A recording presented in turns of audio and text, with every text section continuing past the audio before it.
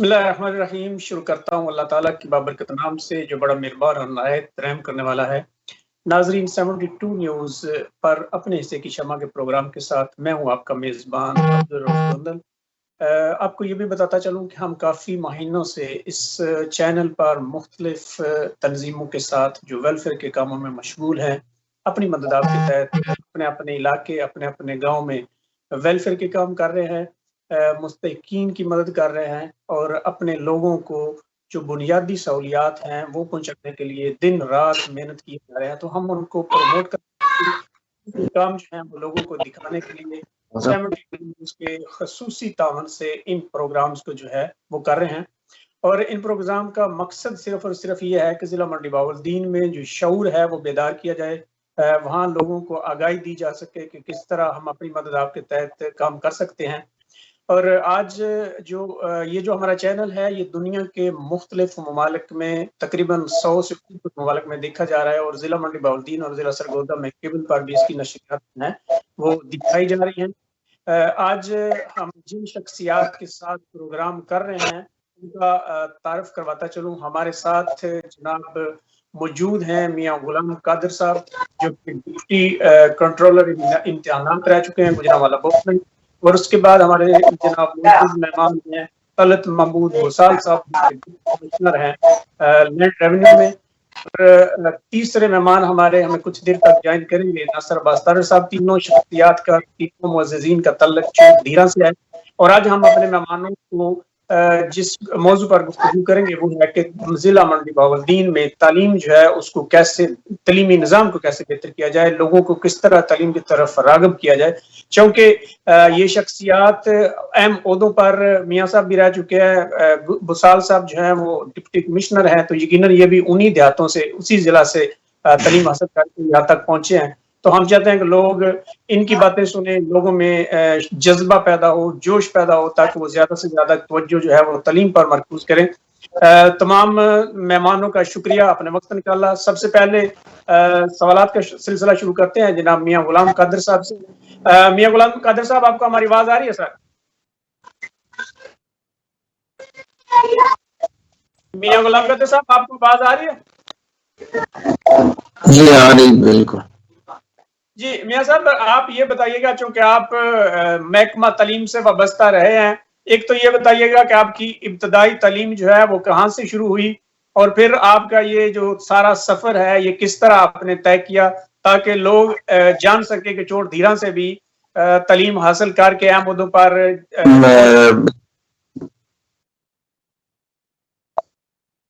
बिस्मिल्लाहिर्रहमानिर्रहीम। इक़रा बिस्मि रब्बिकल्लज़ी खलक़, खलक़ल इंसान मिन अलक़। ये गुजारिश इस तरह है कि मैंने इब्तदाई तालीम अपने आबाई गांव चोट धीरा से हासिल की थी। मैट्रिक का इम्तहान गवर्नमेंट हाई स्कूल मलकवाल से पास किया था। उसके बाद कमर्शियल इंस्टीट्यूट मंडी बहावलदीन, वहाँ से डी.कॉम का इम्तहान पास किया था। उसके बाद मैंने शुरू की थी एजुकेशन बोर्ड रावलपिंडी और बाद गुजरांवाला, और मेरी रिटायरमेंट बतौर deputy controller education board Gujranwala से हुई। तो इस सिलसिला में इतनी मैंने 41 ईयर इस महकमे में जॉब की है, करीब से तालीमी निज़ाम को देखा है। सबसे बात है कि इस हमारे तालीमी निज़ाम इस्लाह की ज़रूरत है, बड़ी मेहनत की ज़रूरत है। इसमें ओवरऑल मुल्की लेवल पे इसमें तब्दीलियों की ज़रूरत है, जिससे तालीमी निज़ाम बेहतर हो सकता है। पहली सूरत-ए-हाल तो इस तरह है कि ओवरऑल प्राइवेट इंस्टीट्यूशन हो, सरकारी इंस्टीट्यूशन हो, जो भी तालीमी इदारे हैं, उनके तालीमी जो सिलेबस है, करिकुलम विंग डील करता है, फेडरल गवर्नमेंट डील करती है, उनमें यकसानियत होनी चाहिए। कुछ प्राइवेट इदारों में बुक्स कोई और पढ़ाई जा रही हैं, दूसरों में और पढ़ाई जा रही हैं, कोई मरबूत निज़ाम मुल्क में है ही नहीं। ये भी एक बड़ा हमारे लिए अलमिया है। और ये जो हमारे सिलेबस है, इसको जो है वो जदीद तकाज़ों के मुताबिक, इंटरनेशनल विजन के मुताबिक और हमारी जो हैं ज़रूरियात के मुताबिक सिलेबस जो है वो होना चाहिए।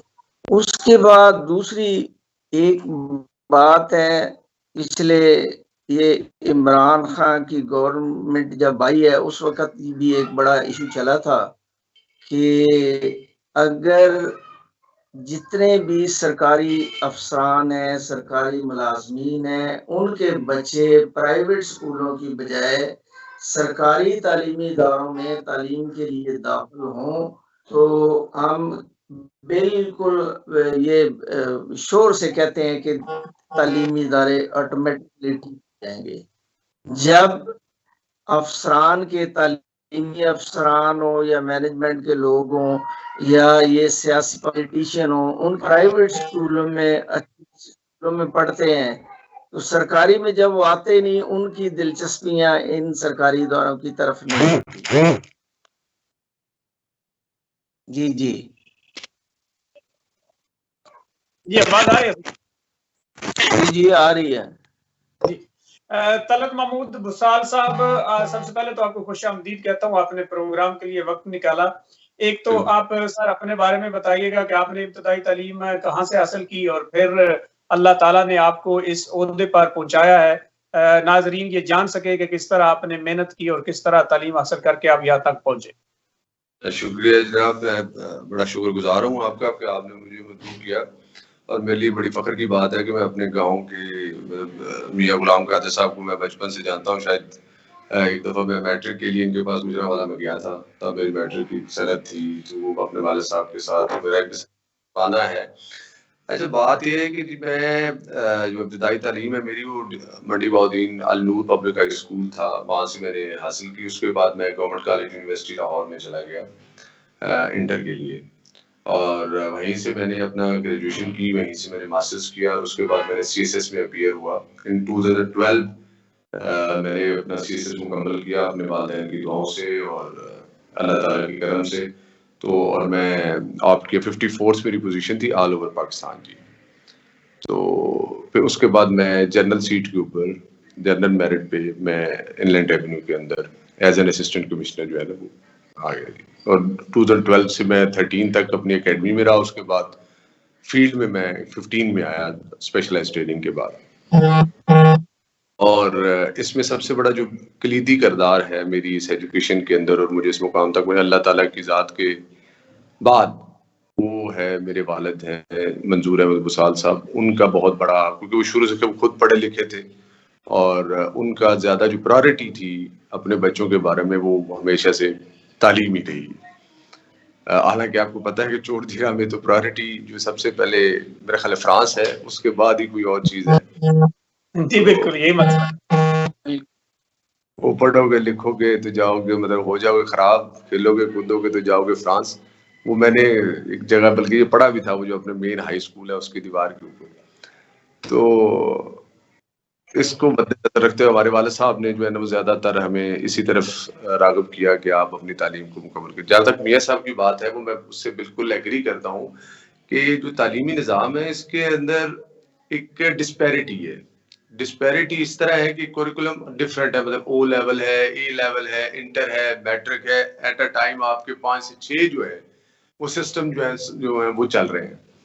अब प्रॉब्लम ये है कि जिससे एक ना सिर्फ इन्फेरिटी कम्प्लेक्स पैदा होता है बल्कि डिफरेंट, आप यूँ समझ लें कि 6 टाइप्स ऑफ क्लासेस आपने क्रिएट कर दी सोसाइटी के अंदर। फ्रैक्शन एक बन गया सोसाइटी के अंदर। तो एक तो नो डाउट मैं सेकंड करूंगा मियां आपको कि इस बात के ऊपर कि एक निज़ाम होना चाहिए, चाहे सरकारी है चाहे प्राइवेट है, चाहे वो इंटरनेशनल है, चाहे IBA है, चाहे वो IBM है। आजकल काफ़ी ज़्यादा आ गए हैं, अब तो ये भी समझ बड़े मुश्किल हो जाता है, बच्चे को दाखिल करवाने जाए तो समझ नहीं आता कि आपने कहाँ पे जाना है। लेकिन एक चीज़ है जो जिसको बहुत ज़्यादा चेंज होने की ज़रूरत है, वो है रट्टा सिस्टम। अब आप अपने स्कूल्स को देख लें, अपने तालीमी निज़ाम को देख लें, हमारा जो है वो रट्टे के ऊपर हमने बहुत ज़्यादा फोकस किया हुआ है। हम खुद जब मैट्रिक में तो बजाय कॉन्सेप्ट्स के हमें रट लो, मैट्रिक के ये जो इम्तिहान है, ये बोर्ड के इम्तिहान हैं, इनको बस क्लियर करो, किसी अच्छे कॉलेज में जाओ, आगे लाइफ सेट है। लेकिन मसला ये है कि आगे लाइफ सेट नहीं होती, उल्टा वो आप और मतलब आपकी जो लाइफ प्रॉब्लम में आ जाती है, क्योंकि आगे कंसेप्चुअल स्टडी है सारी। तो सबसे बड़ी जरूरत तो ये है कि हमें ये रट्टा सिस्टम को खत्म करके हमें कंसेप्चुअल स्टडीज जो है उनको इंट्रोड्यूस करना चाहिए, जो एक्सपेरिमेंटल स्टडीज होती हैं।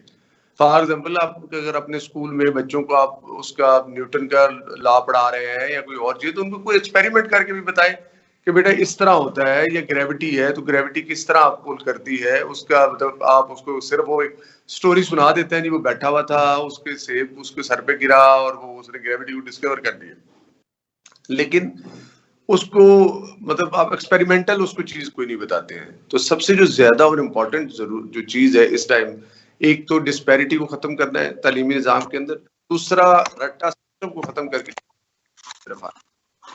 अब जब हम आगे गए, लाहौर में आए, CSS के पास है, हर स्टेज के जो सबसे बड़ी जो चीज हमें रुकावट थी मेरा था बैकग्राउंड तालीमी बैकग्राउंड की बात कर रहा हूँ कि मतलब हमने रट्टा करके आए हुए थे, और मैं इसमें कोई शर्मिंदगी महसूस नहीं करती, क्योंकि निजाम ही ऐसा था, वो रट्टा कराते रहे हमें, वो बड़ा उससे प्रॉब्लम और बड़ी रुकावट हमारे लिए आगे खड़ी की। जो कंसेप्चुअल स्टडीज थी जिनके कॉन्सेप्ट्स क्लियर थे, उनको लिए मतलब वो एक जैसे पीस ऑफ केक था, वो इजीली उसको क्रॉस कर गए। तो हमें जरा मेहनत करनी पड़ी। तो तालीमी निज़ाम को बेहतर करने के लिए बहुत ज्यादा हमें चाहिए। और दूसरा, आप अपना चोट दीरा का स्कूल है, उसको देख लें, आपके सामने है। और वो मियाँ साहब बड़ी सही बात कर रहे थे कि हमारे पास अब जब कोई नहीं बच्चा कुछ, मैं खुद इस चीज का गवाह हूँ कि ये बात होगी 1996 की, आई थिंक सो। मैं था 5 और 6 क्लास में।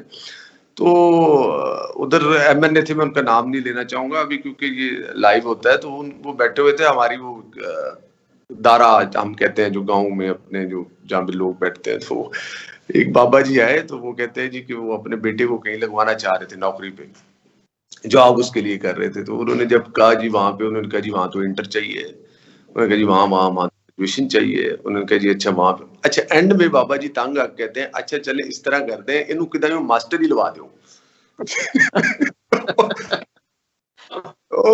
This was the last resort के और कुछ नहीं है तो कम से कम इसको टीचिंग वाले शोबे में भेज दो कि बेड़ा गर्क करे वहां पे भी सबका जाके, जैसे इसने अपना किया ना। तो ये तो हमारे हालात हैं, हम तालीम को इतना सीरियसली ले रहे हैं माशाल्लाह से। तो बाकी अब तो अब मियाँ कायदा साहब हैं, वो आपको बेहतर बता सकते, बोर्ड के अंदर माशाल्लाह वो रहे, मेरा इंटरेक्शन भी रहा है माशाल्लाह, बड़ी अच्छी पर्सनैलिटी है और काफी, बल्कि हमारा तो तकरीबन साल साहब आपका जो चोट है ना, दीवार हमारी साझी थी, ये भी आपको है। हाँ जी बिल्कुल जी आपको पता है दीवार साझी थी। हाँ जी बिल्कुल। तो माशाल्लाह बुसाल साहब ने बड़ा, आपके वालिद साहब ने बड़ी मेहनत की है, बड़ी आप लोगों को बड़े पढ़ाया है, और उनका इस सिलसिला में उनकी कोशिशें जो है, ये मैं कहना चाह रहा हूँ कि वालिदैन की दिलचस्पी जो है, उनकी दिलचस्पियां वो बड़ी मैटर करती हैं। अगर एक माँ तवज्जो देती है तो उसके और असरात हैं, सिर्फ बाप तवज्जो देता है उसके और असरात हैं। अगर दोनों माँ बाप बच्चों की तालीम और तरबियत में दिलचस्पी लें, उसका रंग ही कुछ और होता है। और ऐसे देखे हैं कि अनपढ़ लोग हैं, वालिदैन उनके पढ़े लिखे नहीं हैं, लेकिन उन्होंने बच्चों को टाइम दिया है, उन पे तवज्जो दी है, स्कूल और इदारों से राब्ते में रहे हैं, तो उन्हें उन बच्चों ने रिजल्ट भी अच्छा दिया है। ये है कि हमारा जो को ऐसा एक कल्चर बन चुका है कि बस बच्चे को दाखिल करा दिया, दैट्स ऑल, ना उसकी खबर लेनी है, ना उसकी प्रोग्रेस रिपोर्ट लेनी है, फीस भी किसी को कहना है जाके ये जमा कराएं। इसमें जितने भी वालिदैन है, कम से कम जब फीस हर माह जमा खुद करवाने जाएं, और उनके क्लास टीचर हैं उनसे मिलें, प्रिंसिपल से मिलें, बच्चे की प्रोग्रेस लें, क्या बच्चा कर रहा है, क्या उसकी आउटपुट क्या है, वो रेगुलर है नहीं है, होमवर्क कर रहा है नहीं कर रहा, इसमें अगर वालिदैन भी एक ये फरीजा समझ के इन्वॉल्व हो जाए बच्चों के साथ, तो उनके रिजल्ट बड़े डिफरेंट होंगे। दूसरी बात यह है कि हमारे निज़ाम में जो पॉलिटिक्स की इन्वॉल्वमेंट है ना, उसका भी बड़ा अमल दखल है। तालीम का पीछे जाने की ये वजह भी है। हेडमास्टर को, हेड ऑफ द इंस्टीट्यूशन को फ्री हैंड नहीं दिया गया। वो कोई अगर किसी टीचर के खिलाफ अगर उसकी अच्छी कारकर्दगी ना होने की रिपोर्ट करता है तो उस पर एक्शन नहीं लिया जाता। वो किसी वजह से वो ये सारे एक्शन जो है वो रुक जाते हैं। ये पॉलिटिक्स जो है ये तालीमी इदारों में कम अज कम ना वो नहीं होनी चाहिए, जिससे कि निज़ाम हमारा काफ़ी, और फिर मिडिल लेवल पे हमारी जो मॉनिटरिंग है वो बड़ी वीक जा रही है। प्राइमरी लेवल पे तक है, आगे जाके 6ठी से लेके 8th तक मॉनिटरिंग नहीं है। उन इदारों की, तालीमी इदारों की मॉनिटरिंग होनी चाहिए बाकायदा तौर। स्कूल में साजा की हाजिरी को बच्चे, और फिर एक मेरी ये सुजेशन है कि मैनेजमेंट जो है वो इदारों के सरप्राइज विजिट करें, उनके साथ तालीमी जो है माहिरीन हो, बाकायदा क्लास को चेक करें कि क्या बच्चों ने पढ़ा है क्या नहीं पढ़ा, बच्चों की वर्थ क्या है, और जो बच्चे वीक हैं उनको एक्स्ट्रा टाइम दिया जाए। क्योंकि ये चंद एक पॉइंट बड़े इम्पोर्टेंट है इसमें, तालीमी निज़ाम को बेहतर करने के लिए, बच्चों की जो है एजुकेशन इम्प्रूव करने के लिए, ये भी चंद चीजें बड़ी जरूरी हैं। इसमें तो प्राइवेट इदारे हैं, उनकी आज तक लेजिस्लेशन ही कोई नहीं हुई।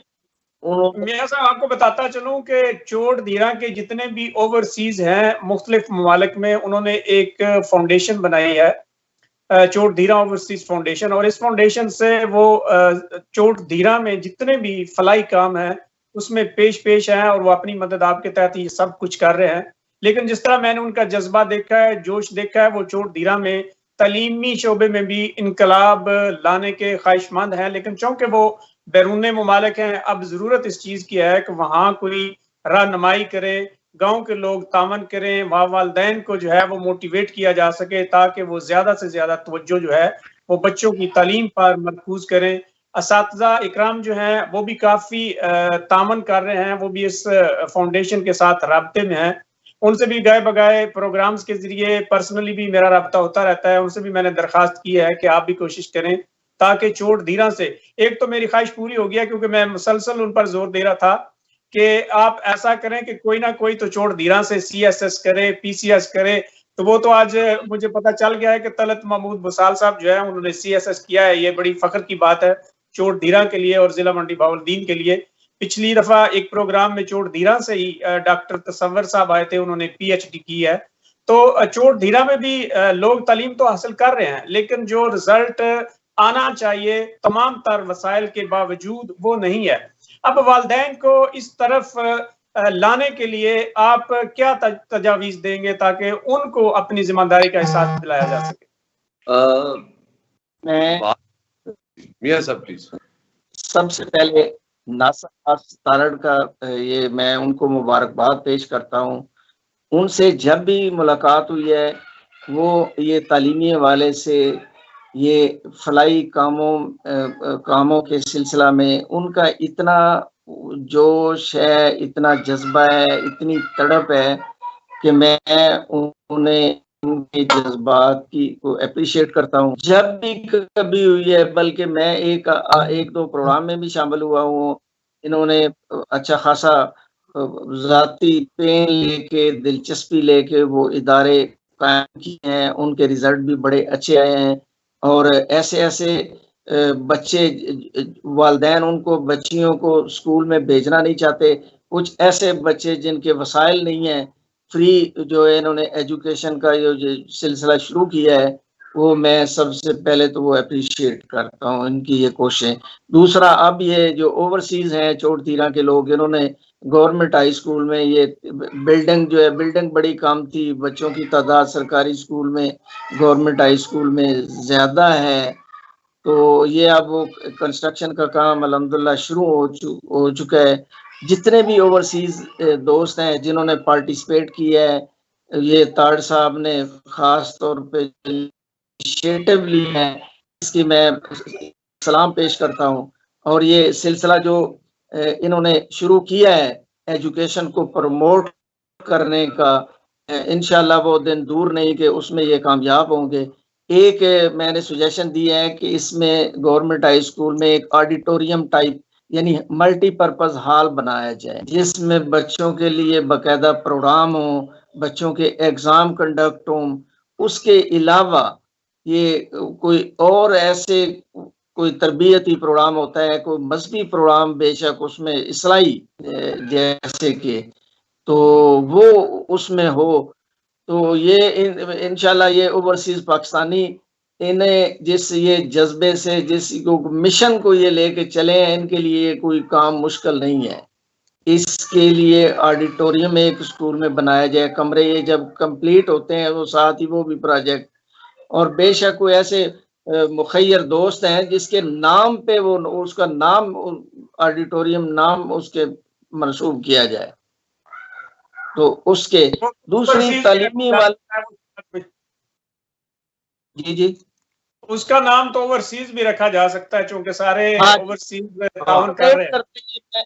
मैं एक एग्जांपल देना चाहता हूँ। ये कायदे आजम स्कूल है डिवीजन पब्लिक गुजरांवाला में, तो हाजी यूनुस खोखर हैं, उन्होंने वो बनवाया था और उसमें उनका नाम ही लिखा हुआ है। देखिए ना, जो इतने पैसे लगाता है कोई अर्ज नहीं, उसको अप्रिसिएशन यही है ना। और एक लोगों को इस तरह फिर जज्बा एक शौक पैदा होता है कि हम भी बढ़ चढ़ के ऐसे फलाई कामों में हिस्सा लें।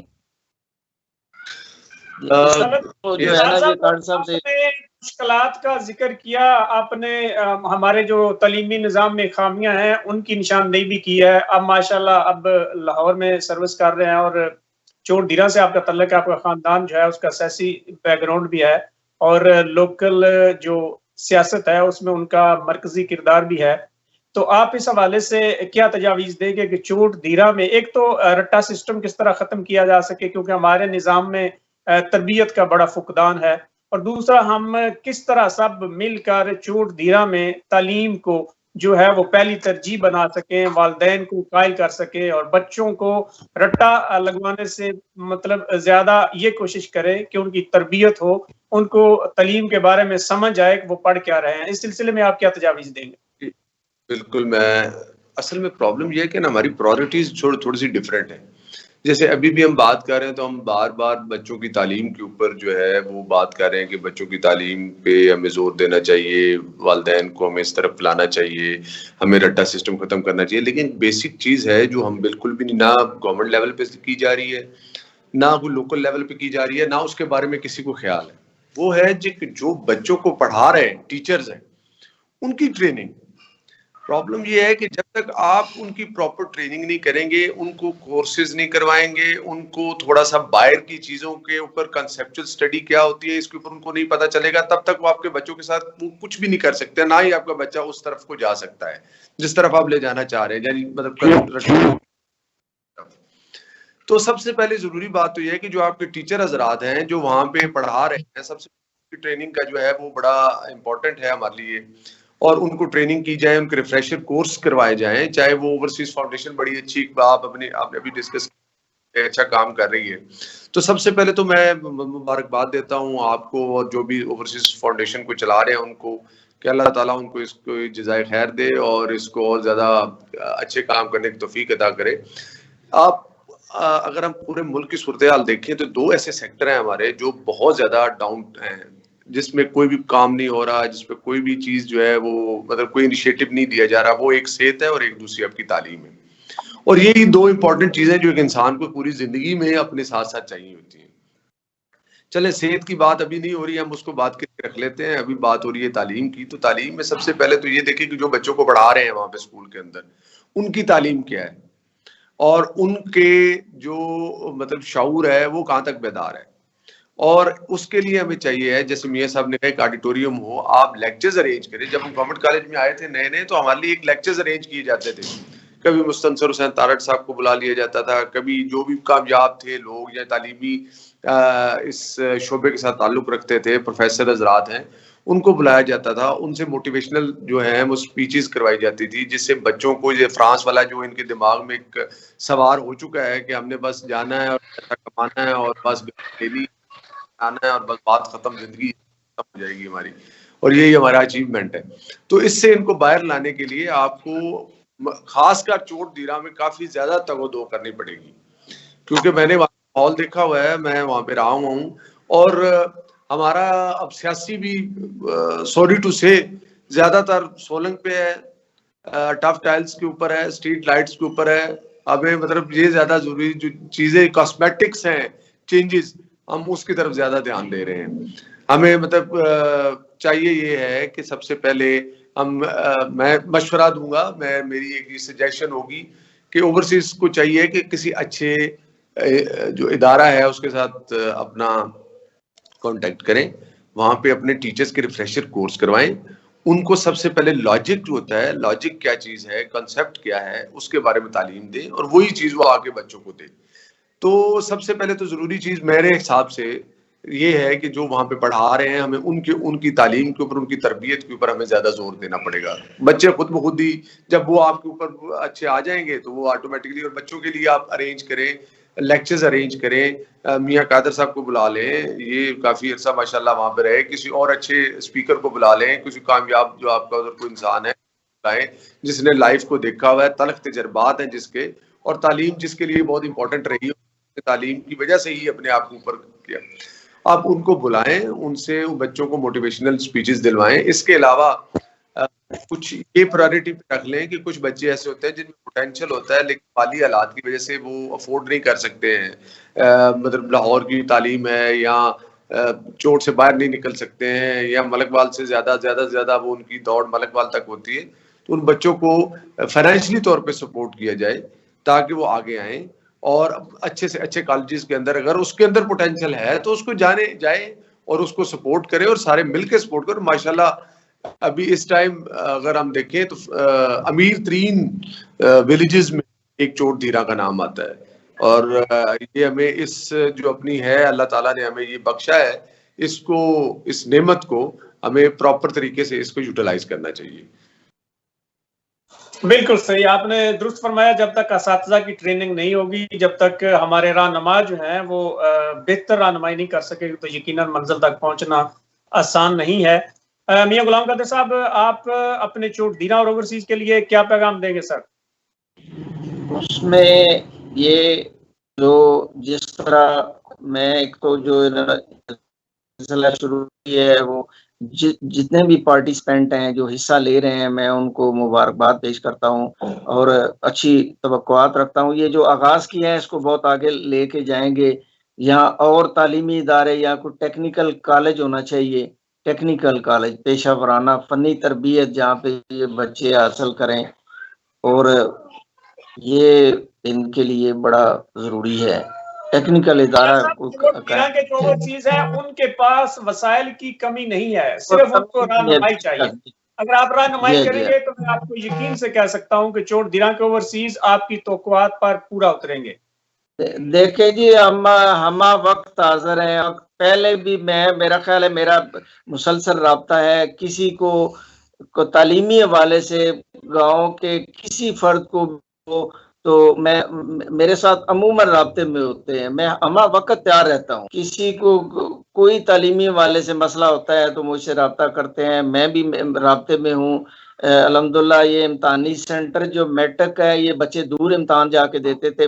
2 साल पहले मैंने ही सेंटर बनवाया था, हालांकि बच्चों की तादाद कम थी, खासकर बच्चियों को बड़ी सहूलत हुई है। मेट्रिक का जो एक इम्तानी सेंटर बन गया उससे, तो इससे ये बाज़ार ये छोटे छोटे हैं लेकिन इनसे बच्चियों को खासकर फायदा हुआ है। पहले वो या मलकवाल जाके इम्तान देती थी या और किसी दूर दराज, ऐसे भी बच्चे हैं जिनके पास वसाइल ट्रांसपोर्टेशन का इशू था, उनको वहां ले बच्चियों को खास तौर पे ले जाने लाने के लिए कोई नई वसाइल नहीं थे।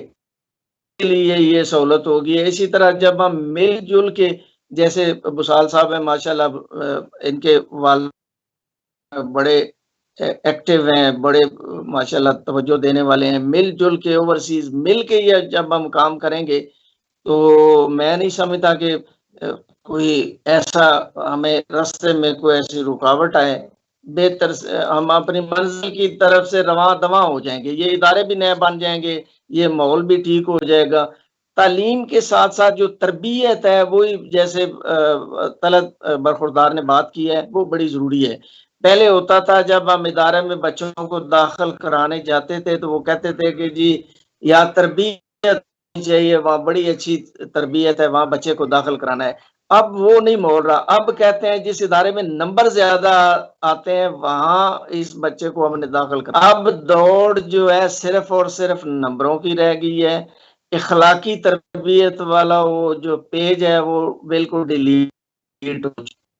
इसमें मैं ये भी कहूँगा कि बच्चों की तरबियत इनमें वालिदैन भी शेयर करें, वालिदैन भी हिस्सा लें और टीचर मिल के जाके नहीं चलेंगे इस तरह चेंजेस नहीं आएंगी।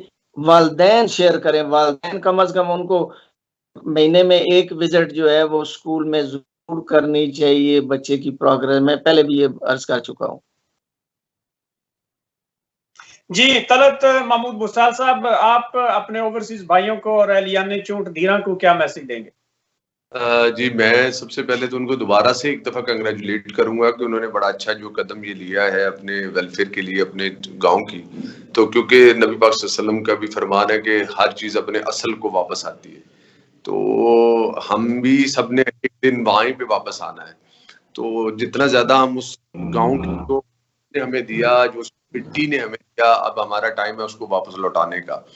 तो ये बड़ा अच्छा कदम है और मैं बड़ा खुश हूँ। और जब पहले दिन मेरा भाई भी क्योंकि इसमें है हसन महमूद बुसाल, तो उन्होंने मेरे से डिस्कस किया कि हम इस तरह ये एक ओवरसीज फाउंडेशन है, मैं भी उसका, मैंने कहा बिल्कुल आप उसका पार्ट एंड पार्सल बने। तो एक मेरी तजवीज़ मैंने उस वक्त दी थी, फ्लोट की थी, आइडिया मैंने फ्लोट किया था, लेकिन मैंने कहा था कि आप अपनी एक प्रायोरिटीज को ना थोड़ा सा कर लें और उसको सेट करें। एक कमेटी हो, उसमें कमेटी में मेंबरान हो जो एक प्रॉपर मैंडेट लेके आए हों और उनके पास डिसीजन मेकिंग हो और उसका एक लोकल उनके साथ जो भी है, चले वो तो बेचारे बाहर होते हैं, वो कभी आएंगे कभी जाएंगे, तो वो देखते हो मामलात, वो उसको 24 घंटे तो नहीं देख सकते अपने उसके। तो इसको दूसरा, एक तो इसको नेशनल लेवल के ऊपर रजिस्टर्ड करवाएं। ये मेरा उनको मैसेज, जब आप नेशनल लेवल के ऊपर इसको रजिस्टर्ड कराते हैं तो आपके साथ बड़ी जो एनजीओज हैं, जैसे यूरोप की होगी, की है, यूएन मतलब यूनेस्को है, WHO है, जब वो आपका काम देखते हैं तो वो ऑटोमेटिकली आपको वो अपने साथ जोड़ लेते हैं। वो आपको एक फंडिंग भी आती है, जी चले ये फंडिंग तो आपके पास अल्लाह ताला का दिया हुआ बड़ा कुछ है और बहुत अच्छे वसाइल भी हैं, लेकिन आपकी एक रिकग्निशन भी होती है। दूसरा, आपके पास एक काफी चीजें, जैसे एक ये फाउंडेशन है जो मुझे उसका नाम SOS विलेज है। SOS विलेज मुझे जाने का इत्तेफाक हुआ और मैं हैरान रह गया उनकी मैनेजमेंट को देख के। वहाँ पे आपको पता है कि बच्चे, यतीम बच्चे जिनके माँ बाप नहीं होते, उनको वो रखते, तालीम तरबियत करते हैं। आप हैरान होंगे कि इस टाइम आपके जजेस, आपके CSPs और काफी ज्यादा और असातिज़ा, प्रोफेसर्स वो हैं जो SOS विलेज से निकले हुए हैं और उनका काम कलीदी है। मैं चाहूंगा कि ये कमेटी एक दफा SOS विलेज को जरूर विजिट करे। इस तरह की जितनी भी फलाई तंजीमें हैं जो ऑलरेडी इस चीज में काम कर रही हैं, जैसे ये एक लेबर फ्रंट है, लिबरेशन फ्रंट है, जो ये भट्ठा के ऊपर से बच्चे जो छोटे होते हैं उनको जो आज़ाद करवाते हैं, उनको देखें। हमारे भी कई भट्टे हैं, जब मैं चोट जाता हूँ तो मैं देखता हूँ सड़कों के ऊपर काफ़ी भट्टे और बड़े छोटे छोटे बच्चे वहाँ पे काम कर रहे होते हैं। तो वहाँ से खुदा रहा उनको उठाएं और उनको किसी स्कूल में लेके जाएं और उसके देखिए वो काम इसलिए वहाँ पे कर रहे हैं कि अपने पेट भरने के लिए। उनके वालिदैन के पास इतनी नहीं है सरमाया कि वो उनको पढ़ा भी सकें और उनका पेट भी भर सके।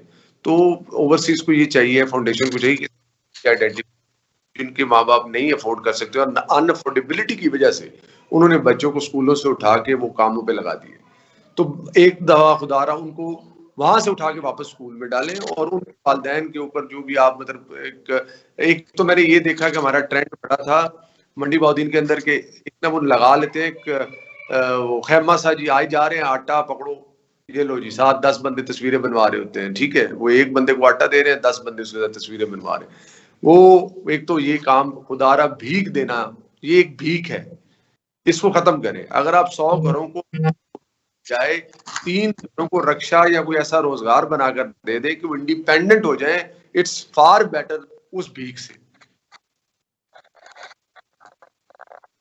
बिल्कुल, ये आप दुरुस्त फरमा रहे हैं, क्योंकि हमें बकारी नहीं पैदा करने चाहिए, हमें उनको रोजगार की तरफ लेकर आना चाहिए।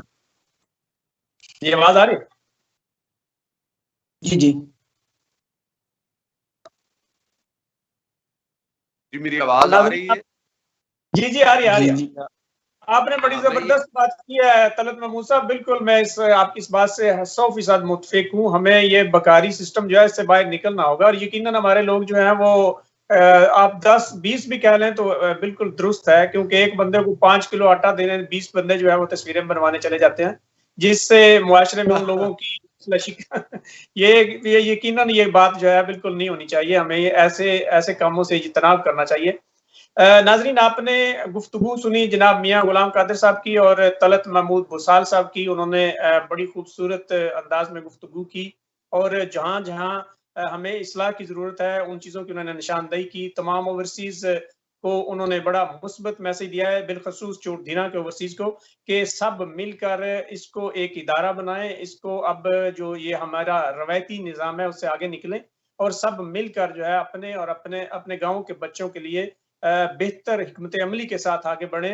असातिज़ा को जो है वो ट्रेनिंग के लिए एहतमाम करें, मुख्तलिफ कोर्सेज के लिए आप उसमें अगर आपके ताउन की ज़रूरत है, फंडिंग की ज़रूरत है, तो वो भी यकीनन करें, और मुख्तलिफ जो कामयाब इदारे हैं उनका विजिट करें, असातिज़ा के साथ मुसलसल राब्ते में रहें, ताकि उनको जो चीज़ें अवेलेबल नहीं है उनको वो दें, ताकि वो अपनी आने वाली नस्ल की बेहतर तरबियत कर सकें।